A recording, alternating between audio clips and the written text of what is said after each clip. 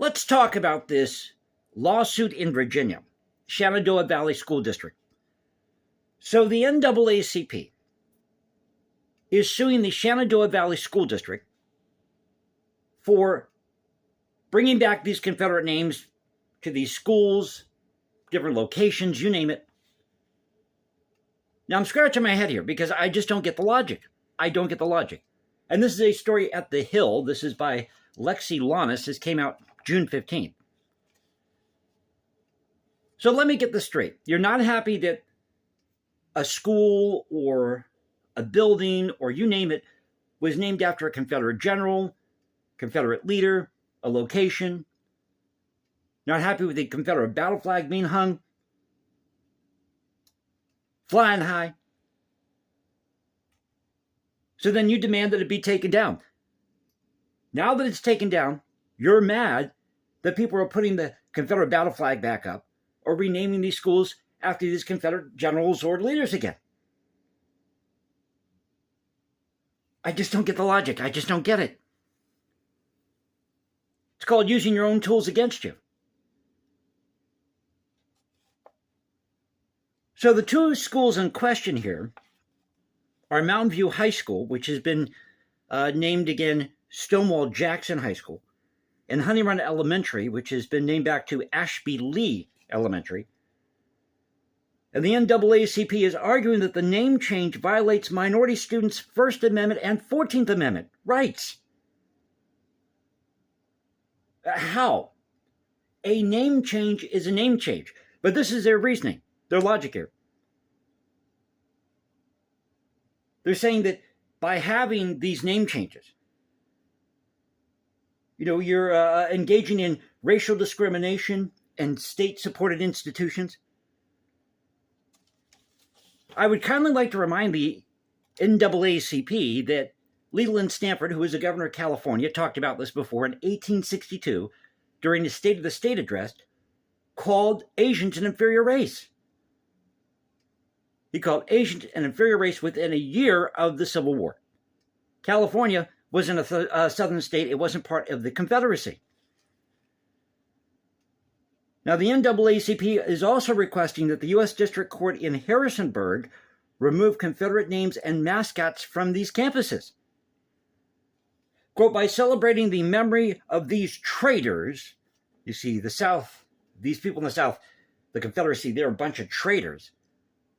Well, I'd like to kindly remind the NAACP again that the people in the South who seceded weren't traitors. They seceded. Once you secede, you're not traiting anybody. You're not a traitor in anybody. Is trading a word? But you're not being a traitor to anybody because you've declared your independence. That's not being a traitor. That's called seceding and declaring your independence. But somehow these people at the NAACP don't get that. Okay. Moving on here. So this person says, every time that a child walked through the school doors by embracing the cold, by celebrating the memory of these traitors, seeing these names of Confederate generals or leaders, the Confederate battle flag, you're embracing the cold wind of intolerance and division and insensitivity, and the Shenandoah County School Board should be ashamed of itself.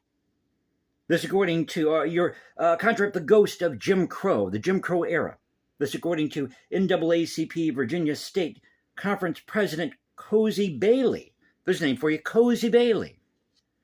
Hey, Cozy, what do you think of those Confederate monuments? Now, Deputy Director of the Opportunity to Learn Program for the Advancement Project also chimed in, claiming his name is Tyler Whitenberg, that this is, quote, a direct effort to keep black children out of school. By the way, if you have to have such a long title for your organization, then there's a question there. Just saying. But he says it's a direct effort to keep black children out of school, and he has no doubt that this was the school board's intent. How do you know that for sure, Mr. Whitenberg? I don't think that was the intent at all. I think these people are just trying to honor their heritage. I can make the same argument you guys are making at the NAACP about Africa. or about a state like California or New Jersey, which didn't end slavery till 1866. Did you know that West Virginia seceded when Virginia was part of the Confederacy? West Virginia seceded from Virginia to become West Virginia in 1863, but they did not abolish slavery till February of 1865. New Jersey abolished slavery in either late December 1865 or early January 1866, and New Jersey was not part of the Confederacy. See, these people don't even know their own history. Now, according to James Jones, assistant professor and director of the Center for Politics and Race in America at Rutgers University, he's calling the change creating an inhospitable environment for students of color and warns of this growing trend, this alarming trend to preserve Confederate names. Well, I got news for you, Mr. James. I got news for you, Mr. Whitenberg, the NAACP. The United States has always been a confederation of states. Newsflash, it's always been a confederation of states / a federal republic. That's what we are. And that's the way the founders designed it, because they didn't want an overbearing government. And the issue with slavery back in the day was, is this something that the federal government has the power to oversee or to regulate? That was the issue. And can one state prevent you from entering a territory that the Supreme Court said was open to all Americans at the time? That was the debate. That was the argument.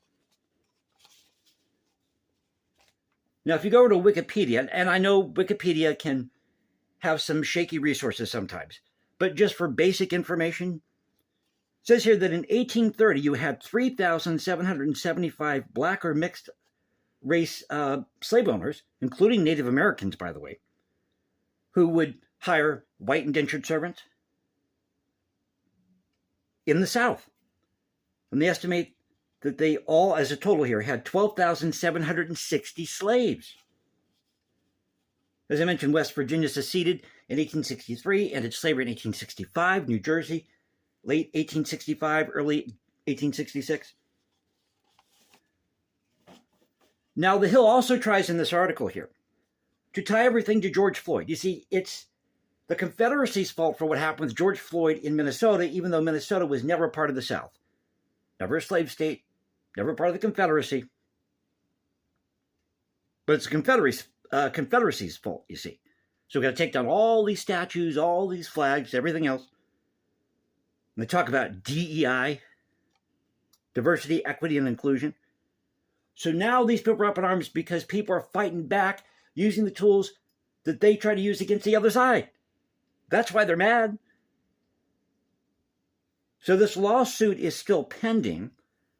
And according to Representative Senator Ted Budd, Republican from North Carolina, he says that this is a good move on the school district's part, pushing back against this woke mob agenda. And I agree with that. Either it all stays up or it all comes down. That's your choice there. It all stays up or it all comes down. So we shall see how this plays out. And of course, the NAACP is wanting this to succeed in court. And they're calling this a first step. A first step. A first step to what? How is taking down, and I've asked this numerous times on the channel here, how is taking down a statue or a flag, you name it, how is that going to stop racism, sexism, or homophobia? Let me know in the comment section below. So I hope you enjoyed the video. If you did, you know what to do. You can follow me at Instagram, #JasonComposes, because I write music in my spare time. Or you can go to X, Culture Confederacy, at Culture Confed1 on X. This is the Culture Confederacy saying peace out. Stay safe, everybody. God bless this thing called the United States. And you know how we do it here. This is where the past crashes with the present. I'll catch you next time. And you all have a great Wednesday night.